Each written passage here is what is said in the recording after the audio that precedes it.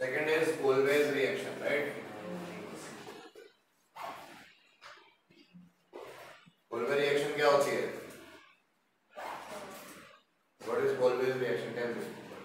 Colway electrolysis अलग है, Colway reaction अलग है, right? क्या बनेगा? फिनॉल की रिएक्शन NaOH एक्वस क्या बनेगा? सोडियम फिनॉक्साइड, सोडियम फिनॉक्साइड बनेगा। सोडियम फिनॉक्साइड की रिएक्शन किसके साथ करी जाए? Carbon dioxide and H+ CO2 इसमें पास किया जाए, ट्राई आइस बोलते हो आप, हैं? क्या बनेगा? ये कराया ना मैंने, क्या बताया? यहाँ क्या बनेगा? OH और यहाँ पे ये सैलिसिलिक एसिड, और ये कहाँ यूज होता है? एस्पिरिन बनाने में, है ना, जो लास्ट लेक्चर में बताया गया था। नोट करो, पहले यहाँ तक नोट करो, फिर रीमर टीमैन देखते हैं। वेरी इंपॉर्टेंट रिएक्शन रीमर टीमैन, पहले यहाँ तक नोट करेंगे, मैं तब तक लिख रहा हूँ, बस मैं रिएक्टेंट लिख के छोड़ रहा हूँ और इसको हम डिटेल में डिस्कस करते हैं। एक्वस NaOH और क्लोरोफॉर्म की रिएक्शन कराई जाती है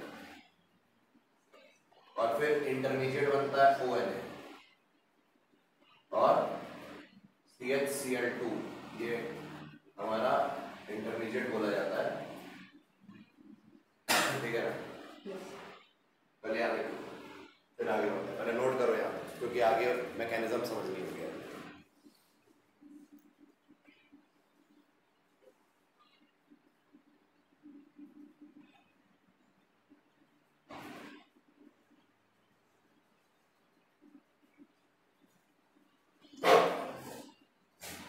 इंटरमीडिएट,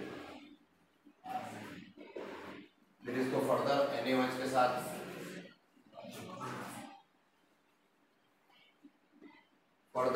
के साथ रिएक्ट कराया, क्या बना है? ONA तो रहा और एल्डिहाइड ग्रुप लग गया, और फिर इसमें H+ डाल दिया, तो क्या बन गया? Salicyl aldehyde.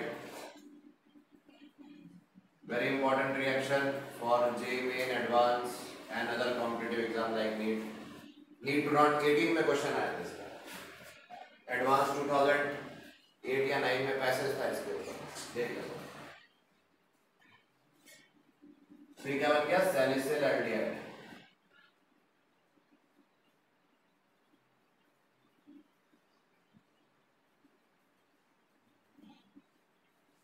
नोट कर लो,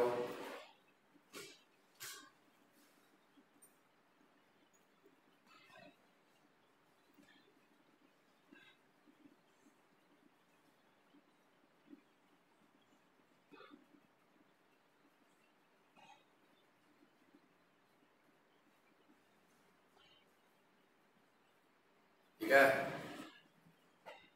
अब आगे बढ़ने से पहले इसकी मैकेनिज्म समझने पहले कुछ चीज जाननी जरूरी है, ठीक है? इसकी मैकेनिज्म समझने से पहले साइड में बता दे रहा हूँ, कुछ चीजें जाननी जरूरी है कार्बीन के बारे में। क्या कार्बीन रिएक्शन इंटरमीडिएट्स होते हैं, किस तरह से बताओ? जैसे कार्बोकेटायन होता है, कार्बन आयन होता है, कार्बन रेडिकल होता है, वो कितने बॉन्ड बनाते हैं रिएक्शन इंटरमीडिएट? 3। ये वाला जो रिएक्शन इंटरमीडिएट है 2 बॉन्ड बनाता है। तो कार्बीन का जनरल हो गया ऐसा, इस पे एक लोन पेयर ऐसे दिखा देते हैं, होता क्या है देखते हैं। पहले ये समझ में आया कार्बीन, बताइए इलेक्ट्रॉन डेफिशिएंट है, इलेक्ट्रॉन रिच है? रिच कैसे है? ऑक्टेट ही नहीं कंप्लीट है। अरे 6 इलेक्ट्रॉन है ना, 1 2 3 4 5 6, तो ये इलेक्ट्रॉन डेफिशिएंट है, मतलब it can act as electrophile, it can act as, तो रीमर टीमन में ये इलेक्ट्रोफाइल का काम करता है, समझ में आया? कौन सा कार्बन बनता है रीमर टीमन में? डाइक्लोरोकार्बन। क्या बनता है? डाइक्लोरोकार्बन बनता है, बीच में CCl2 और इस पे लोन पेयर, डाइक्लोरोकार्बन होता है, ठीक? और ये जो डाइक्लोरोकार्बन है, अब देखो कार्बन भी 2 टाइप के होते हैं, एक होता है सिंगलेट कार्बन, है ना, सिंगलेट कार्बन, और एक होता है क्या? Triplet carbon. तो सिंगलेट कार्बन क्या होता है? उसको ऐसे दिखाया जाता है, ये कार्बन है और जैसे ये सिंपलेस्ट कार्बन क्या होगा? दोनों तरफ H लगा दिया हमने, तो ये बन गया कार्बिन। कौन सा? सिंगलेट। अगर इस तरह से दिखाया, अब पेयर्ड इलेक्ट्रॉन है कि नहीं सारे, ये डायमैग्नेटिक हुआ, आया ना। इसकी हाइब्रिडाइजेशन क्या है कार्बन की? sp2, और ये sp2 है और इसका शेप वी शेप या बेंट होता है। क्या होता है? वी शेप बोलो या बेंट होता है। किसका? सिंगलेट कार्बिन का। और सिंगलेट कार्बिन लेस स्टेबल होता है। क्या होता है? ठीक है। और भी बहुत सी चीजें इसके बारे में जान सकते हैं, बट अभी के लिए हमारी रिक्वायरमेंट इतनी है बस। लेस स्टेबल होता है बिकॉज ये हंड्स रूल फॉलो नहीं कर रहा है क्या? हंड्स रूल नहीं। हंड्स रूल में क्या होता है? पहले एक इलेक्ट्रॉन दो, फिर एक दो, फिर पेयर करो। ये पहले ही ऊपर में पेयर कर दिया है, हंड्स रूल को वायलेट कर रहा है। और ट्रिपलेट कार्बिन एक होता है, कार्बिन ट्रिपलेट भी हो सकता है।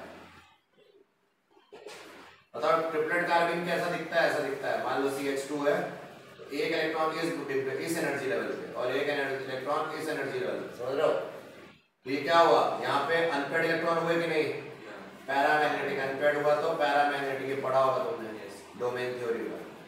और फिर sp, इसका हाइब्रिडेशन sp है और ये लीनियर इन शेप होता है ट्रिपलेट कार्बिन, और ये मोर स्टेबल होता है because it follows Hund's rule. समझ में आ रही बात? तो यहाँ आपसे पूछा जाएगा रेमर टेबल में जो कार्बिन, पहले तो ये पता होना चाहिए कार्बिन बन रहा है कौन सा? डाइक्लोरोकार्बिन। और कौन सा है ये? सिंगलेट है ट्रिपलेट? तो हमें याद रखना सिंगलेट कार्बिन है। कौन सा है? याद रखना है, ये सिंगलेट कार्बिन। इन दोनों में ये वाला कार्बिन है वहां, है ना?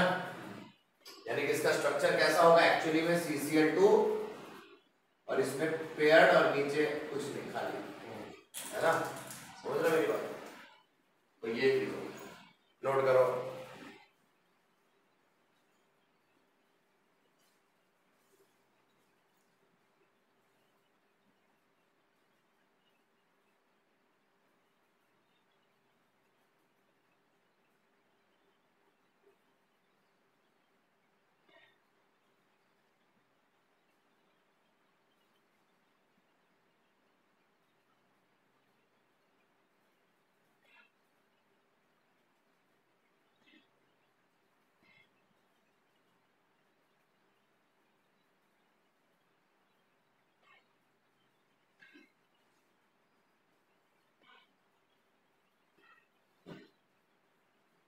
अरे मैकेनिज्म करते हैं अब। रेमर टेबल की मैकेनिज्म देखो, काफी शानदार मैकेनिज्म है। बुक्स वगैरह से पढ़ के समझ में नहीं आती ढंग से, तो जो अभी मैं लिखूंगा वही सच्ची मैकेनिज्म मानोगे आप। ठीक है, किसी बुक से पढ़ने की जरूरत नहीं है। ये मैकेनिज्म किसका मैकेनिज्म बताने यार, बोलो क्या करेंगे? पहले स्टेप पे क्या होगा? ये जो हमारे पास क्या है, क्लोरोफॉर्म और NaOH लिया है कि नहीं हमने? ये जो CHCl3 है और NaOH की जब NaOH कौन सा आयन देगा? OH माइनस आयन ना, क्यों? NaOH OH माइनस देगा, ये क्लोरोफॉर्म के साथ क्या होगा? OH किसको खींच लेगा? इस H को, है ना? अटैक कर देगा, इस पे क्या चढ़ेगा? CCl3 माइनस बन गया कि नहीं? और वाटर। और फिर क्या होगा? ये लेस अनस्टेबल होता है। क्या होता है? ये अनस्टेबल होता है, हल्का सा हीट करने पे ये डाइक्लोरोकार्बिन दे देता है। ठीक है, और Cl माइनस निकल जाता है। क्लियर हुआ? ठीक है, रट लेना कि जब भी CCl3 माइनस आए तो हाईली अनस्टेबल होता है और इसके बाद Cl निकल जाता है। ठीक है, तो बन गया ना डाइक्लोरोकार्बिन। क्योंकि Cl माइनस करके निकलेगा तो इस पे प्लस चढ़ाना चाहेगा, प्लस माइनस न्यूट्रलाइज हो गया। इस तरह से हमारा कार्बिन बना। कौन सा? डाइक्लोरोकार्बिन। ये कैसा है? सिंगलेट है ना? सिंगलेट को ऐसे लिखा दे, अभी यहाँ दो बना दिया है ना? ये तो है सिंगलेट। अरे ऐसे लिखो, चाहे उल्टा करके लिख दो, ठीक है। अब स्टेप 1 हो गया। अब यहाँ पे आ जाओ, यहाँ नेक्स्ट क्या हो रहा होगा? अब आते हैं फिनॉल पे। फिनॉल जो है बेचारा वो अपना OH है और बेस हाइड्रोक्साइड आयन फिर से प्रेजेंट है कि नहीं? हर जगह हाइड्रोक्साइड आयन है। तो क्या होगा? ये देखो, ये OH माइनस H को कैप्चर करेगा आयन ना, बोलो तो फिनॉक्साइड आयन की फॉर्मेशन होगी। क्या होगी? फिनॉक्साइड आयन और वाटर निकल जाएगा। क्लियर हुआ यहाँ तक? बोलो फिर क्या होगा? ये जो फिनॉक्साइड आयन है ये पागल हो जाएगा, ये क्या करेगा, ये जो कार्बिन बना था कौन सा, CCl2 वाला, जब ये इलेक्ट्रॉन इधर आएगा तो ये पाई इलेक्ट्रॉन इस पे अटैक कर देगा, इस कार्बिन पे। सर कार्बिन क्यों क्यों इस पे अटैक किया बताओ पाई इलेक्ट्रॉन ने, क्योंकि ये इलेक्ट्रोफाइल है ना, इलेक्ट्रॉन डेफिशिएंट है, दिख रहा है रिच है डेफिशिएंट, और ये पाई इलेक्ट्रॉन इस पे इसलिए अटैक कर रहा है, यानी कि इलेक्ट्रोफाइल और न्यूक्लियोफाइल के बीच में अटैक हो रहा है। क्या बनेगा, यहाँ पे डबल बॉन्ड आ गया, यहाँ पे क्या, ये तो पहले से थे, और यहाँ पे क्या हुआ, यहाँ एक H हिडन हो गया, और ये CCl2 है, और क्या बस कुछ गड़बड़ किया क्या, नहीं सही है ना, देख लो इस पे माइनस आ गया, क्या आ गया, माइनस, ठीक है, क्योंकि इलेक्ट्रॉन पाई इलेक्ट्रॉन इसको मिले है ना। यहां तक कोई डाउट देख लो एक बार अच्छे से।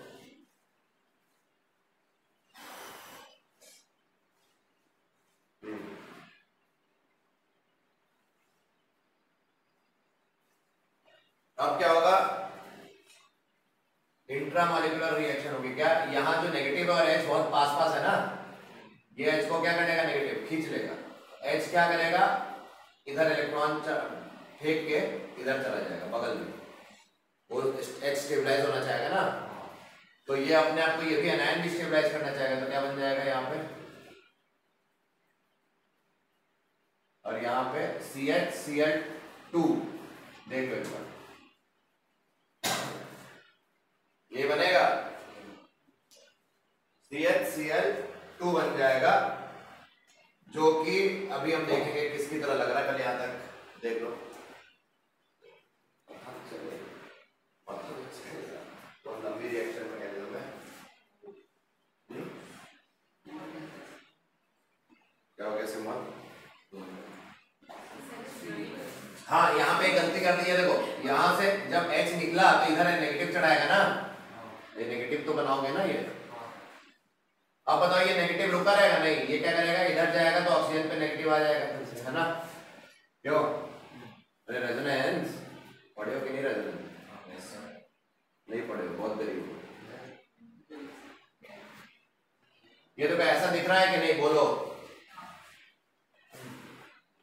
एक बार पूरा एनालाइज करो। पहले स्टेप पे क्या हुआ, कार्बिन जनरेट हुआ, कार्बिन के बाद उधर से क्या हुआ, फिनॉक्साइड जनरेट हुआ, मतलब इधर इलेक्ट्रोफाइल जनरेट किया, इधर न्यूक्लियोफाइल, समझ रहे हो क्या हुआ, पूरा खेल देखो, यहाँ से इलेक्ट्रोफाइल जनरेट किया, यहाँ से न्यूक्लियोफाइल, नेक्स्ट स्टेप पे इलेक्ट्रोफाइल न्यूक्लियोफाइल की रिएक्शन करवा दी, समझ में आ गया, तो यहाँ से खेल अपना चालू हुआ। अब क्या होगा, OH माइनस आएगा कि नहीं, बोलो क्यों आएगा भाई, OH माइनस क्यों आएगा,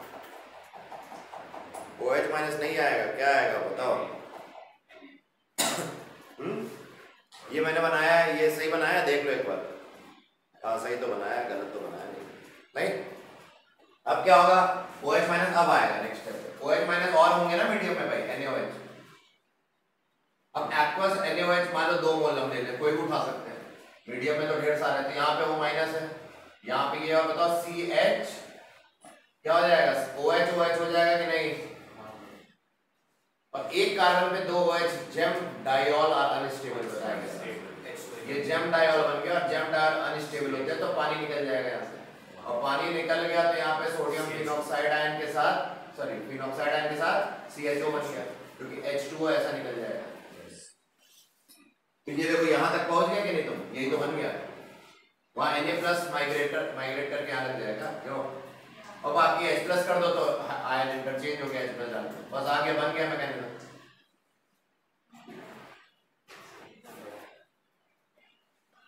है ना, तो यही मैकेनिज्म एक्चुअल मैकेनिज्म है, बाकी जो है फॉलो मत करना कहीं और।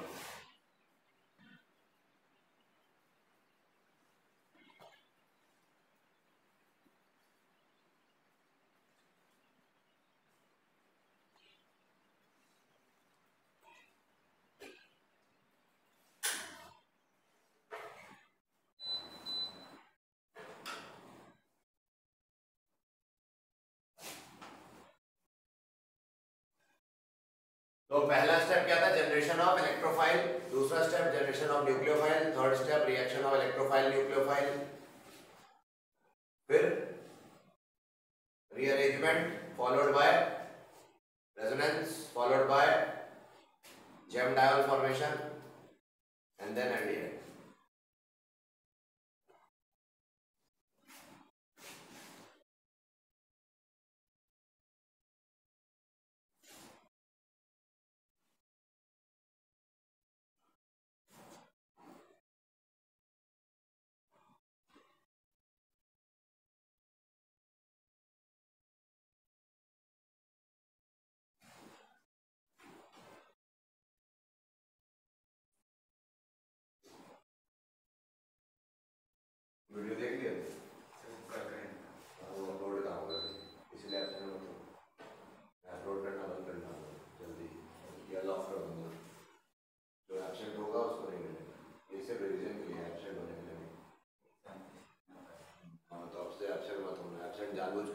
वीडियो लॉक हो जाएगा।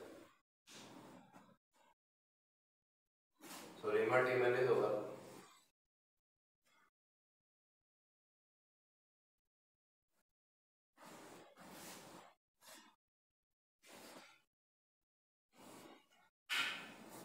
फोर्थ, 3 प्रॉपर्टीज हमने फिनॉल की। फोर्थ प्रॉपर्टी क्या है बताओ? Reaction with zinc dust, reaction या रिडक्शन लिख लो, रिडक्शन विद जिंक डस्ट, क्योंकि जिंक डस्ट एक रिड्यूसिंग एजेंट की तरह यहाँ एक्ट करने वाला है। So reduction using zinc dust.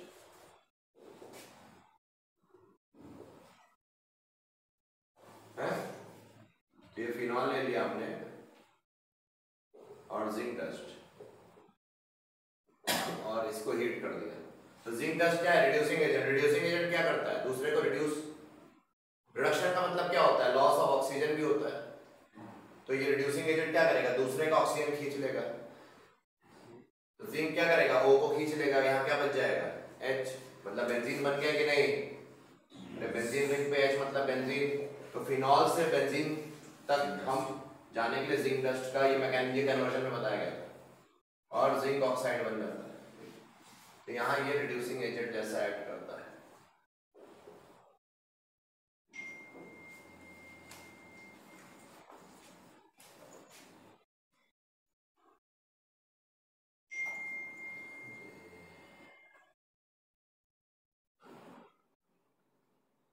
Easy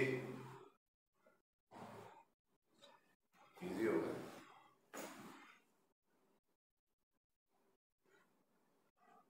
अब रिडक्शन हो गया। अब फिफ्थ मेथड क्या है हमारे पास? ऑक्सीडेशन।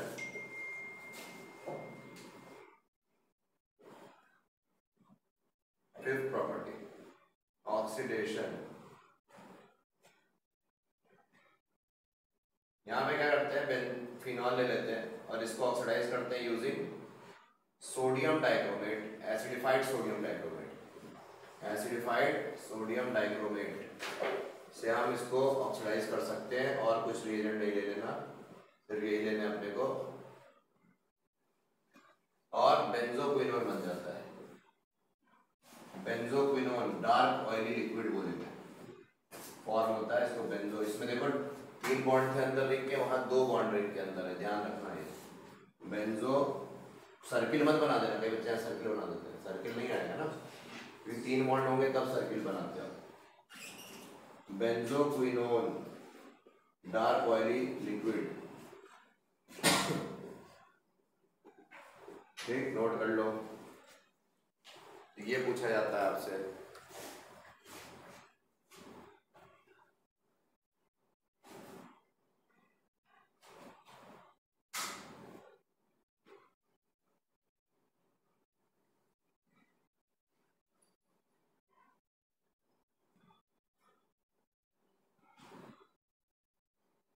ठीक है, सो ये हो गया, हमने अल्कोहल फिनॉल का प्रिपरेशन और प्रॉपर्टीज जो एनसीईआरटी बेस पे है वो खत्म कर दिया। एनसीईआरटी में रीमा टीम का जैसे ये मैकेनिज्म वगैरह कुछ नहीं दिया हुआ है, बट क्वेश्चन आ जाता है, इसलिए मैंने उसकी मैकेनिज्म बता दी। अब नेक्स्ट हटा दे ये सब।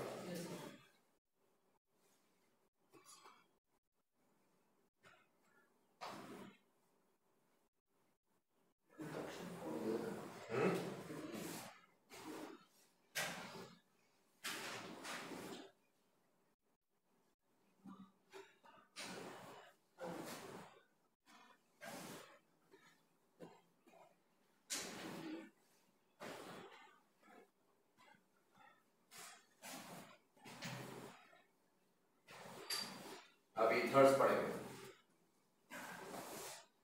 इस पे हर साल ऑलमोस्ट एवरी ईयर क्वेश्चन आता है ईथर्स पे।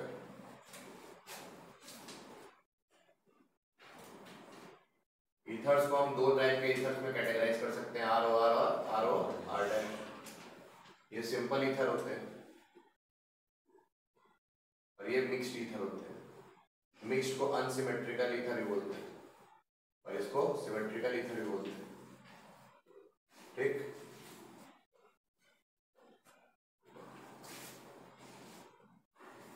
इसका नाम देखो, जैसे नाम देते समय ईथर का आयुपैक नेम जो लिखते हैं वो लिखते हैं एल्कोक्सी एल्केन करके, ऐसा साउंड करता है एल्कोक्सी एल्केन। ठीक, तो मैं कुछ क्वेश्चन लिख रहा हूँ फिर उनका नाम करते हैं। CH3O CH3 CH3O CH2 CH3 CH3O CH CH3 CH3, इतना करेंगे, इनके नाम पता करो कैसे करेंगे।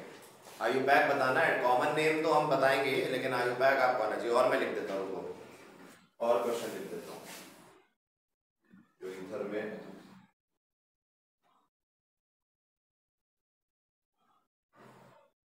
ये में डाल नीचे वाला।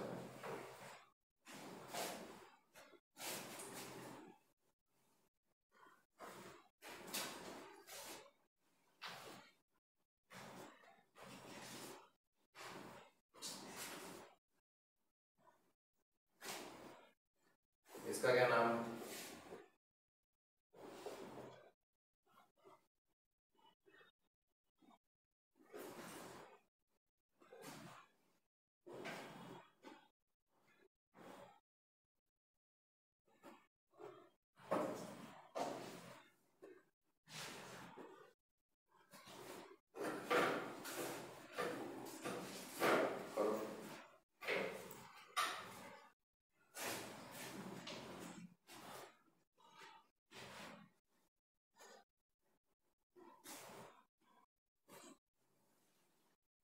इसका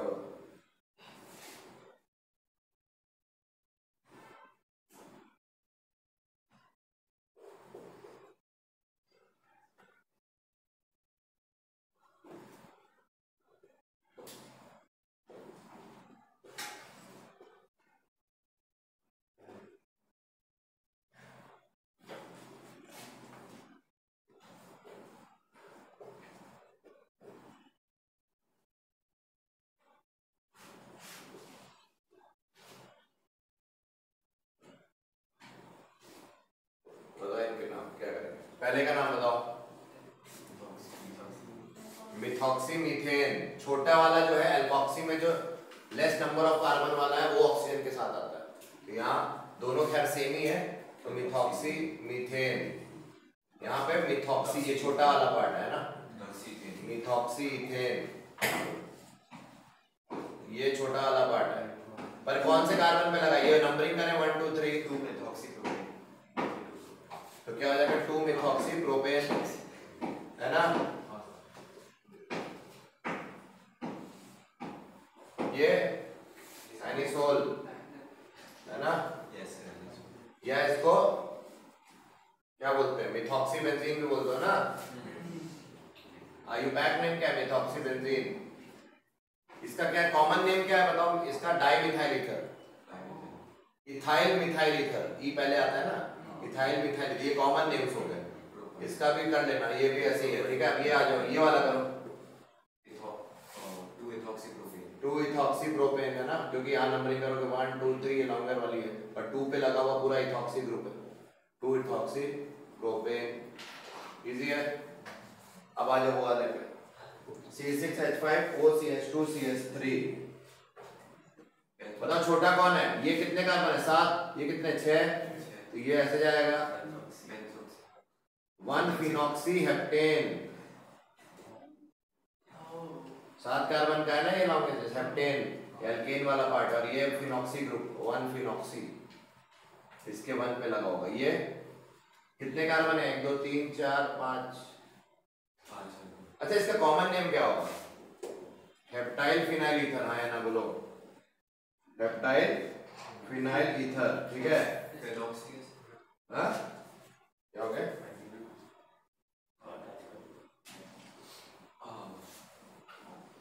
इसका क्या नाम होगा बताओ, बड़ा कौन है, ये बड़ा है, ये पार्ट बड़ा है, ये तो छोटा कौन है, मतलब इसके साथ जाएगा ना ऑक्सी, ये छोटा वाला है। कौन सा नंबरिंग करो,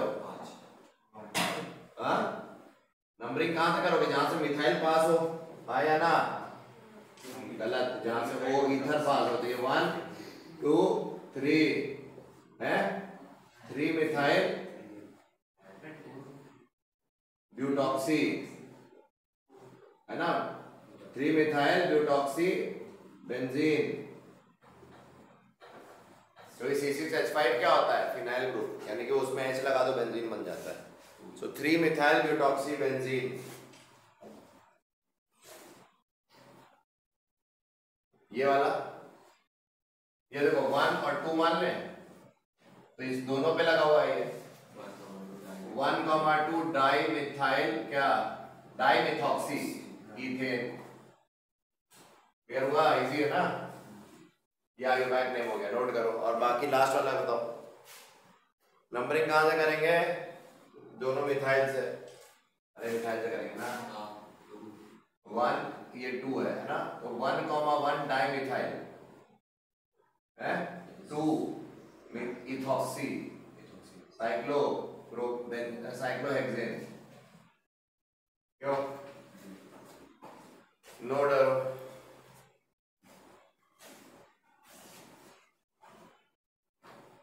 सही है? ई पहले आता है ना मिथाइल एम से, यहाँ पे इथॉक्सी 2 इथॉक्सी आएगा पहले, 2 इथॉक्सी 1,1 डाई मिथाइल साइक्लोहेक्सेन, ये सही है। बस हो गया। तो ये नेमिंग तुम्हें समझ में आ गई।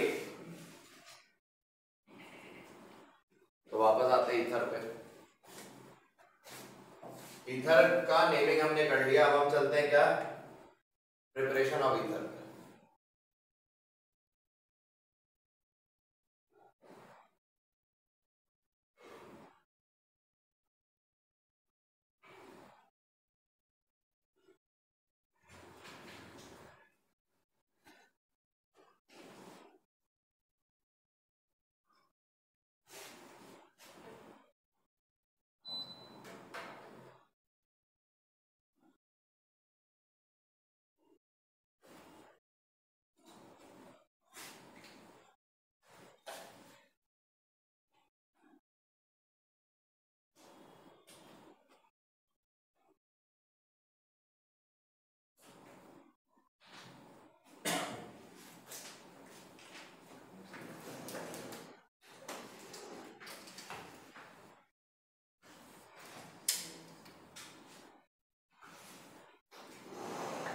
ठीक है, प्रिपरेशन करते हैं।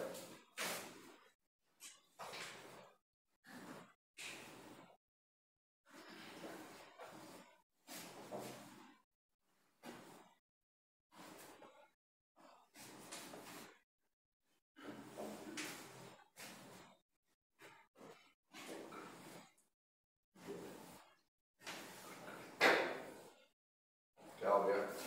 बात करता हूँ, क्या मिलेगा? कुछ नहीं। प्रिपरेशन ऑफ ईथर्स, प्रिपरेशन में पहला है फ्रॉम डिहाइड्रेशन ऑफ अल्कोहल्स,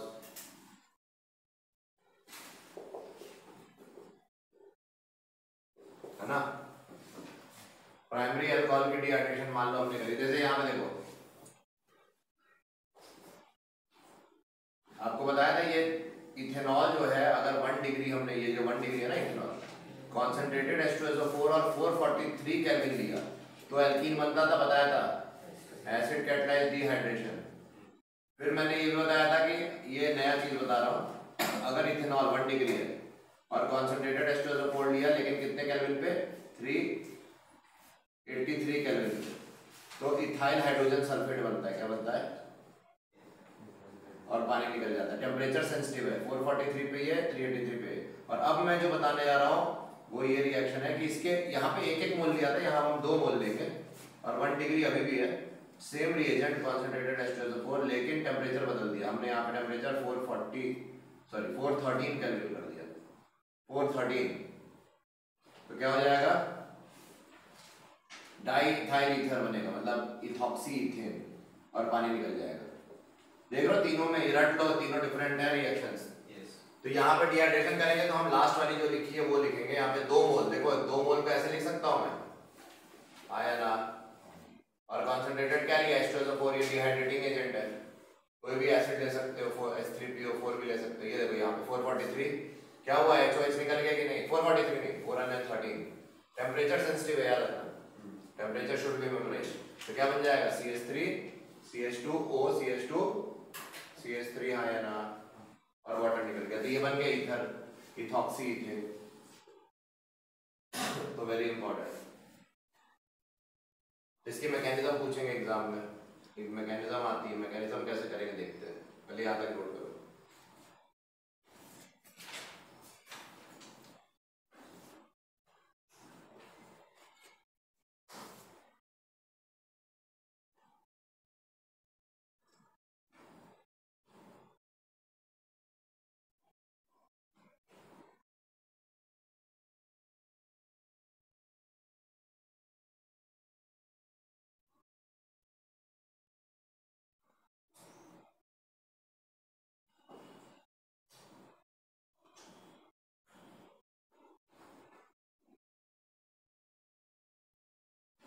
आगे बढ़ जाओ ना तुम, थोड़ा एक स्टेप आगे आए,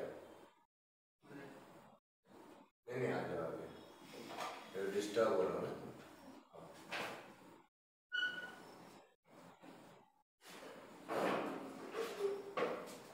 ठीक है, स्टेप 1 अरे मैकेनिज्म क्या होगा, प्रोटोनेशन। पहला स्टेप क्या है, प्रोटॉन का जुड़ना। क्यों, प्रोटॉन कहां से है, एसिड से, किस में जुड़ेगा, न्यूक्लियोफाइल कौन है, अल्कोहल, अल्कोहल में जुड़ेगा, अल्कोहल का लोन पेयर जो ऑक्सीजन पे है ये प्रोटोनेट हो जाएगा। ठीक है, क्या बनेगा, CH3 CH2O, ethyl oxonium ion बना कि नहीं। स्टेप 2 अपने आप निकलेगा, कुछ होगा, अटैक ऑफ, सॉरी यहाँ बेस की तरह पहले इसने अटैक किया इथेनॉल ने, अब नेक्स्ट स्टेप में न्यूक्लियोफाइल की तरह वो अटैक करेगा। देखो कितने मोल थे इथेनॉल के, 2 मोल थे कि नहीं, एक, अबे क्या सांस ले बाहर जाने वाले हो, सांसें बंद हो जाएंगी। ये देखो, ये इथेनॉल का दूसरा मोल दिया, और यहाँ पे क्या बना था हमारा पहले स्टेप पे, ये बना था कि नहीं, देख लो, हाँ है ना, यस सर। तो ऑक्सीजन क्या इलेक्ट्रॉन खींचेगा, इस पे डेल्टा पॉजिटिव क्रिएट होगा, ये इलेक्ट्रोफिलिक कार्बन बन रहा है, इस पे लोन पेयर का अटैक आ जाएगा, वाटर निकल जाएगा, है ना, क्या बना, CH3 CH2OH plus CH2 CH3 plus H2O। तो आपका पहला प्रोडक्ट बन गया क्या, पानी, यहाँ जो बना था, और ये बन गया अपना क्या, ऑक्सोनियम आयन। यहाँ पे क्या बोलेंगे, एलिमिनेशन ऑफ वाटर है, second step is elimination of water या removal of water by attack of nucleophile. पहला स्टेप था protonation by attack of base, ethanol यहाँ बेस की तरह ऐड कर रहा है, यहाँ न्यूक्लियोफाइल की तरह ऐड कर रहा है, और फिर यहाँ स्टेप 3 क्या, डीप्रोटोनेशन। तो ये जो प्रोटॉन वहां बना था वो निकल जाएगा, मतलब प्रोटॉन बना नहीं था, प्रोटॉन अब निकलेगा, तो ईथर बन जाएगा। ये देखो कैसे, H यहाँ से इलेक्ट्रॉन, ये इलेक्ट्रॉन देके ऑक्सीजन को न्यूट्रलाइज कर देगा, क्यों, बन गया ना, डीप्रोटोनेट हो गया, ईथर बन गया, और प्लस H प्लस। तो बहुत ही आसान से रिएक्शन याद होनी चाहिए, प्रिफर्ड फॉर 1 डिग्री।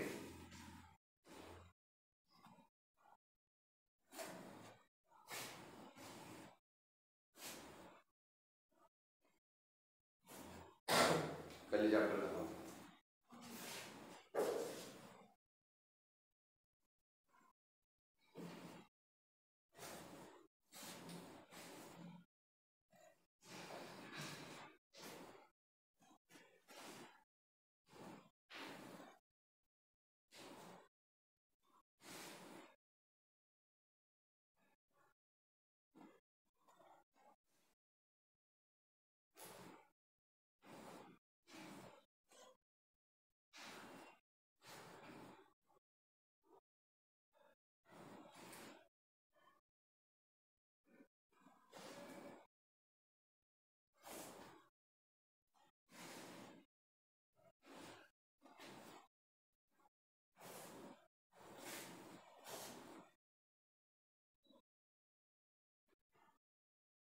ठीक है, प्रिपरेशन हो गया पहला, अब दूसरा मेथड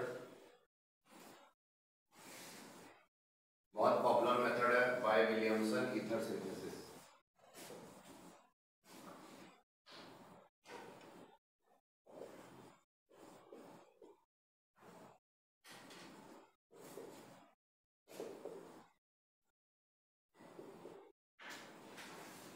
मतलब यहाँ पे क्या बनना चाहिए, ईथर।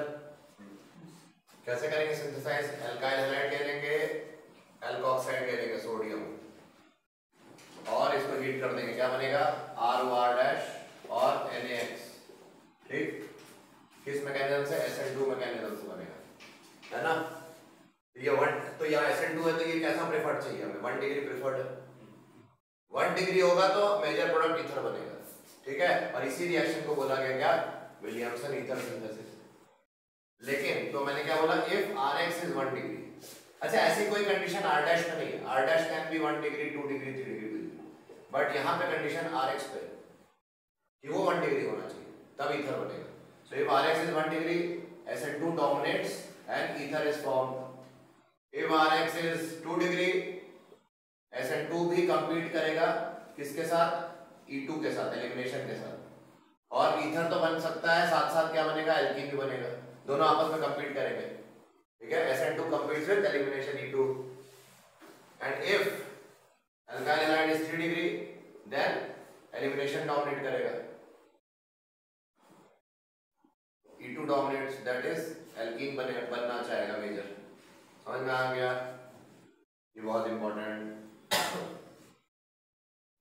विलियमसन ईथर सिंथेसिस कौन सी है, पहली वाली है, ठीक है। तो this is what it is, note कर लो।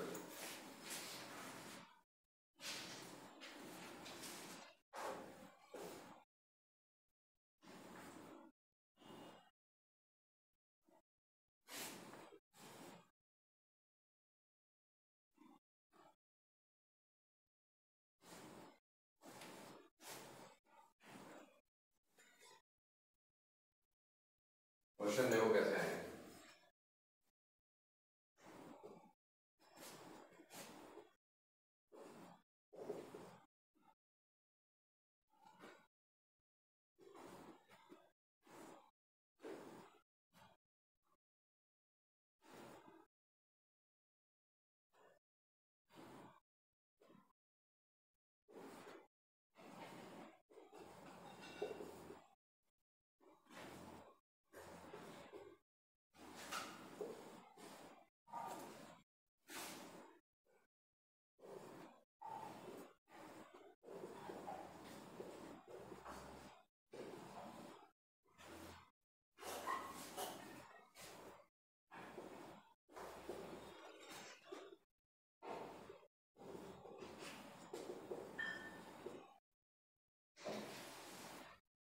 बताओ क्या होगा, तीनों प्रोडक्ट।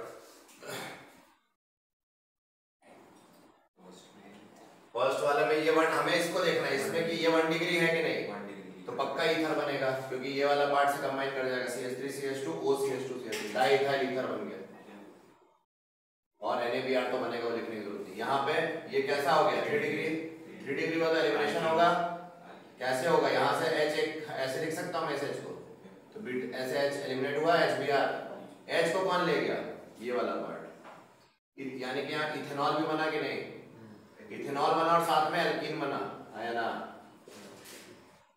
तो यहाँ पे 2 प्रोडक्ट बन रहे हैं, ethanol as well as alkene, मतलब एक अल्कोहल भी बन गया ऐसा बाई प्रोडक्ट, और NaBr तो बनेगा ही, वो तो हम लिखने की जरूरत नहीं। और यहाँ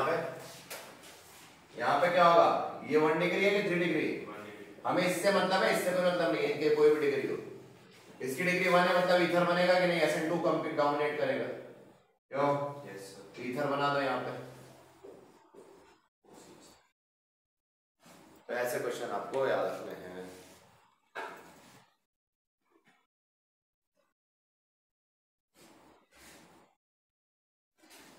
नोट कर लो भाई।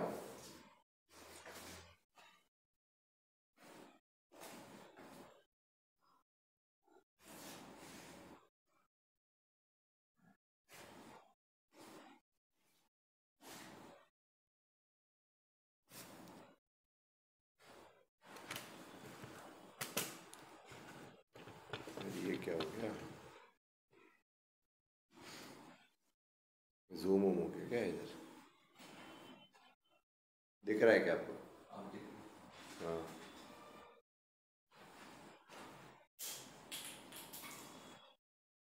ठीक है।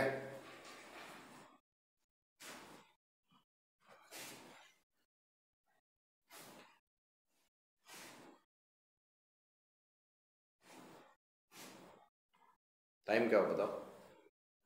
अच्छा ठीक ठीक ठीक ठीक है। एनसीईआरटी में ये दो प्रिपरेशन मेथड दी है, विलियमसन ईथर सिंथेसिस और डिहाइड्रेशन ऑफ अल्कोहल। तो ये 1 डिग्री है तभी SN2 से ईथर बनेगा, 2 डिग्री है तो दोनों बन सकते हैं, 3 डिग्री है तो एल्कीन डोमिनेट करेगा। रिएक्शन समझ में आई।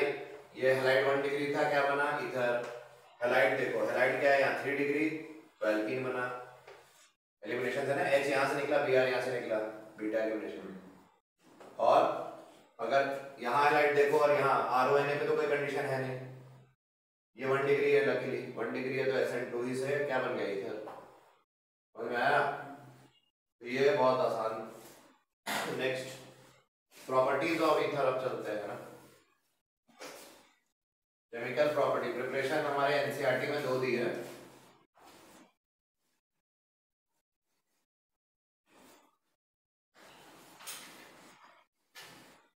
जो अब प्रॉपर्टी करेंगे ये फेवरेट है कंपटीशन की। जो प्रॉपर्टी अब बताएंगे वो क्या है बोलो, फेवरेट ऑफ कंपटीशन आनी ही आनी है। मतलब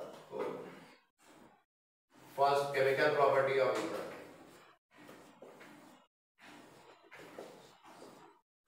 इसलिए इस पे ध्यान से देना। पहली प्रॉपर्टी मैं वही ले रहा हूँ, reaction with HX, hydrogen halides के साथ रिएक्शन विद HX। ईथर कैसे HX के साथ रिएक्ट करते हैं। HX में भी सबसे ज्यादा डोमिनेट कौन करता है, HI। HI is more reactive than HBr than HCl। तो यहाँ हम HX की जगह क्या लेंगे ज्यादातर, HI। इसलिए रिएक्शन बुक्स में HI के साथ होती है। ये देखो ईथर ले लिया ROR डैश है ना, HI लिया, HI की नॉर्मल क्वांटिटी ली, एक्सेस नहीं लिया। क्या बोला, नॉर्मल क्वांटिटी, मतलब 1 मोल HI एक इक्विवेलेंट लिया तो क्या बना, RX बना, RI बना और R डैश OH बना, है कि नहीं। और दूसरी पॉसिबिलिटी अगर हमने एक्सेस में लिया होता, दूसरा केस क्या है, एक्सेस में 2HI ले लिया है ना, तो क्या बना होगा, RI plus R dash I plus H2O। मतलब अल्कोहल बना क्या दूसरे केस में, नहीं बना ना अल्कोहल। ये कब हम कर रहे हैं, जब HI एक्सेस में था। कुछ लोग इसको बोलते हैं हॉट एंड कॉन्सेंट्रेटेड HI और इसको बोलते हैं कोल्ड डाइल्यूट, है ना। कुछ बुक्स ऑथर्स में ऐसे भी होता है, तो ये भी आप बोल सकते हैं, ठीक है। यहाँ HI एक्सेस में नहीं, यहाँ HI एक्सेस में, यहाँ पे नहीं है।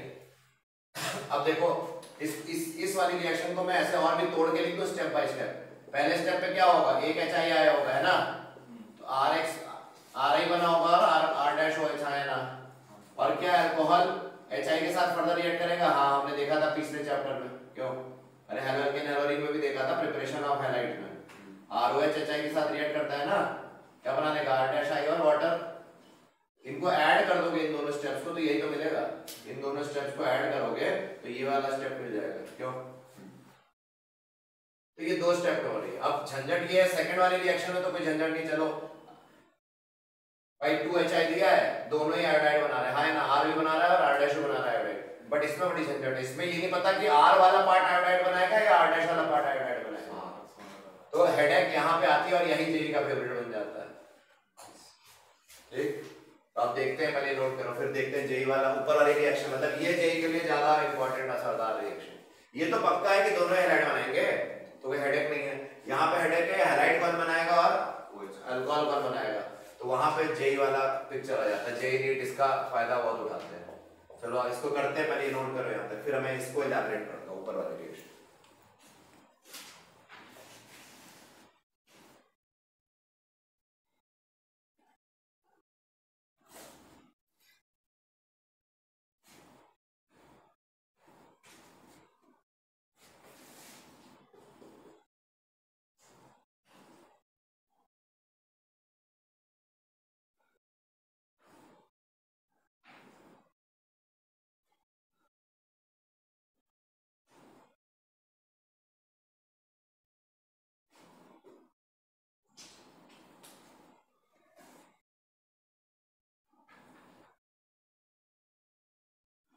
तो देखो ट्रिक बता रहा हूं ऊपर वाले रिएक्शन की।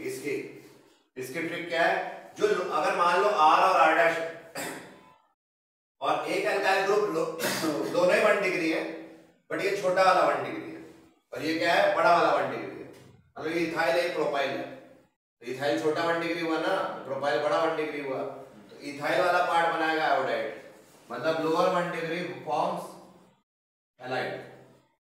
मतलब ये अगर हम R मान ले और ये R डैश, तो R वाला पार्ट RX बनाएगा। समझ रहे हो मेरी बात? अगर 1 डिग्री है और 2 डिग्री है और R है और R डैश है, तो भी 1 डिग्री वाला ही बनाएगा एल्काइल हैलाइड। क्लियर? और अगर 1 डिग्री R है और 3 डिग्री R है डैश है, तो इस बार 3 डिग्री वाला R डैश हैलाइड बनाएगा।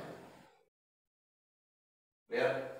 R डैश मतलब R डैश जो है वो हैलाइड बनाएगा। तो हमने क्या बोला, 1 डिग्री अगर दोनों है तो छोटा 1 डिग्री हैलाइड बनाएगा, मतलब आयोडाइड लिखते हैं, RI बनाएगा, ये बनाएगा RI। पहले वाले में क्या बोला, जो छोटा 1 डिग्री है वो आयोडाइड बनाएगा। यहाँ पे 1 डिग्री और 2 डिग्री में कॉम्पिटिशन हुआ तो कौन बनाएगा, 1 डिग्री वाला आयोडाइड। और अगर 1 डिग्री 3 डिग्री में हुआ तो 3 डिग्री वाला आयोडाइड बनाएगा। ठीक है, ये ट्रिक है, रट लो। और अब ट्रिक से तो कुछ क्वेश्चन बन जाएंगे, बट कॉम्पिटिशन में आते हैं उसमें मैकेनिज्म भी लगती है, इसकी मैकेनिज्म बहुत इंपॉर्टेंट, वो देखेंगे, नोट करो।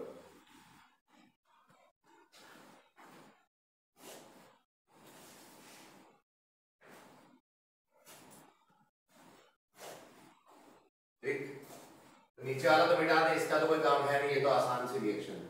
ऊपर वाली हेडेक, इसकी मैकेनिज्म देखते हैं, इसकी जनरल मैकेनिज्म क्या होगी। अच्छा, उस मैकेनिज्म से पहले क्वेश्चन कर लेते हैं, जो मैंने ट्रिक बताया क्या वो काम करती है, ऐसे ही देखते हैं। CH3Br प्लस CH3 क्या लिख रहा हूँ, CH3OCH2CH3 है ना, और HI बताओ क्या बनेगा। हाँ, छोटा कौन है ये, तो CH3I और CH3CH2OH, सही है ना। CH3O CH2 CH3 CH3 HI बताओ, ये 2 डिग्री है, न्यूट्रल मतलब छोटा वाला है, तो छोटा वाला क्या बनाएगा, फिर आयोडाइड बना देगा, है ना, और ये अल्कोहल बना देगा। एक और करें, ये वाला बताओ, ये आ गया। अब बताओ कौन बनाएगा आयोडाइड, आयोडाइड कौन बनाएगा, 3 डिग्री वाला है ना, क्योंकि यहाँ लिखा है 3 डिग्री डोमिनेट करेगा आयोडाइड के लिए, तो यहाँ पे 3 डिग्री आयोडाइड बना देना और 1 डिग्री का अल्कोहल बना देना। ठीक, मतलब छोटा वाला जो है वो अल्कोहल बना देगा। तो ये क्लियर हो गया कैसे अप्लाई करना है इसको। ठीक, तो ये ट्रिक से हो गया, मैकेनिज्म समझेंगे तो और क्लियर होगा, क्योंकि यहाँ पे स्टेबिलिटी ऑफ कार्बोकेटाइन देखते हैं, क्या देखते हैं, बेसिकली SN2 SN1 ही है ये, और यहाँ पे जैसे एक क्वेश्चन ये आया था,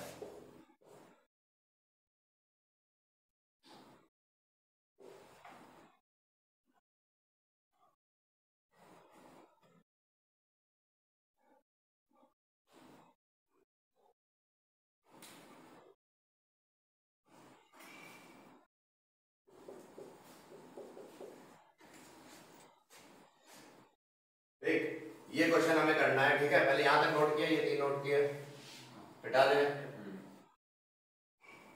अब सुनो, ये क्वेश्चन करने के लिए तुमको मैकेनिज्म आनी चाहिए। पहले तो देखो हो क्या रहा है इस रिएक्शन मैकेनिज्म में, ध्यान देना कि R है ना, तो R डैश का क्या होगा, लोन पेयर होगा कि नहीं, और H प्लस है तो ये अटैक कर देगा, H को I निकल जाएगा कि नहीं, R H इस पे प्लस ये बनेगा कि नहीं, बोलो। अब जो भी कार्बोकेटाइन ज्यादा स्टेबल बनाएगा उधर से क्लीवेज होगा। मान लो R डैश ज्यादा स्टेबल कार्बोकेटाइन बनाने वाला था, तो बॉन्ड ऐसे टूटेगा, है ना, तो ROH बनेगा और R डैश पे पॉजिटिव आएगा, क्यों, यानी कि स्टेबल होना चाहिए, तभी R डैश पे पॉजिटिव आएगा। समझ रहे हो? हाँ, और उसके बाद क्या होगा, I माइनस जो बचा था ना पहले स्टेप में निकला था, वो अटैक करके R डैश I बना देगा। समझ में आया? तो आयोडाइड कौन बना रहा है, जो स्टेबल कार्बोकेटाइन बना रहा है, जो स्टेबल कार्बोकेटाइन बनाएगा वही आयोडाइड बनाएगा। ठीक, now we can enter this word, let's see ये क्वेश्चन कैसे करेंगे।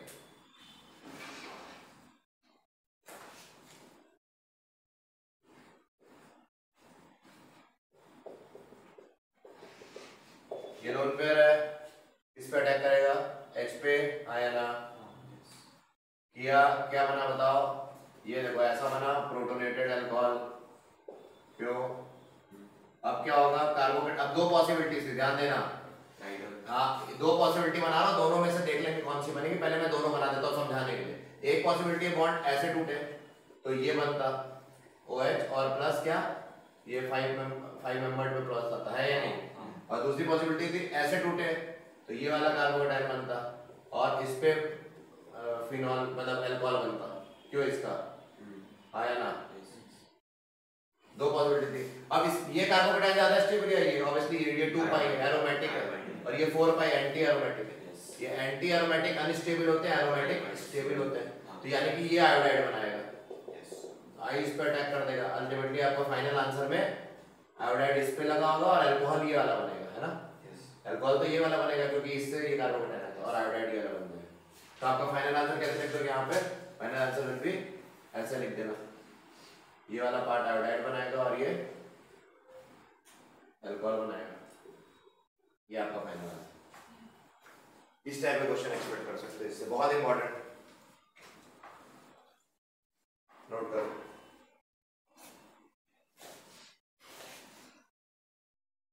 जेई का क्वेश्चन करते हैं 1999, आईटी जेई 1999। हाँ, ये आया था। लोग बोलते हो ना, अरे आपके जमाने में तो कुछ नहीं होता था, इजी क्वेश्चन आते थे। करो, आज तक ये क्वेश्चंस वैलिड है। हाँ, ये बात अलग है, अभी थोड़े बहुत क्वेश्चन ठीक ठाक आ रहे हैं, बट आज तक ये वैलिड है। बताओ जरा क्या हुआ? ऑप्शन दे या कर लोगे? ले लो यार, तुम लोग फिर बोलोगे कि ऑप्शन नहीं दिया। नहीं यार, ले लो यार।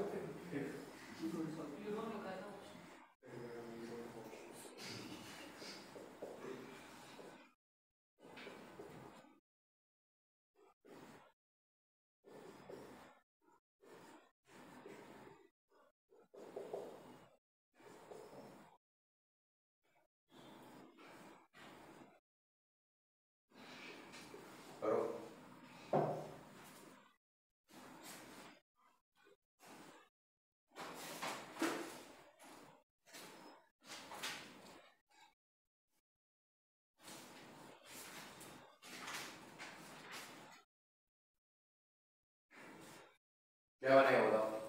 सर राइट साइड देखो, मैकेनिज्म करें हाँ या ना? प्रोटोनेशन करें? अरे पहले स्टेप पे लोन पे ऑक्सीजन का H पे अटैक किया, यहाँ पे H आया प्लस। हाँ, अब इधर से टूटना बेटर है ना, क्योंकि इधर से टूटेगा तो फिनाइल कार्बोकेटाइन बनेगा जो कि अनस्टेबल होता है, तो बेटर रहेगा इधर से टूट जाए, है ना? तो यहाँ पे क्या बन जाएगा? फिनॉल बनेगा, है ना? और यहाँ पे बेंजीन रिंग पे क्या आ जाएगा? CH2 प्लस, और आयोडाइड किस पे अटैक कर देगा? इस पे। तो आपका फाइनल आंसर क्या हो जाएगा? यहाँ ही लग जाएगा। तो ए और डी दोनों आंसर करेक्ट। यस, एडवांस दोनों बनेगा ना? हाँ, इजी है। और क्या, मैकेनिज्म आ गई तो इजी है ना, मैकेनिज्म ही नहीं पता तो कहाँ से? ठीक है।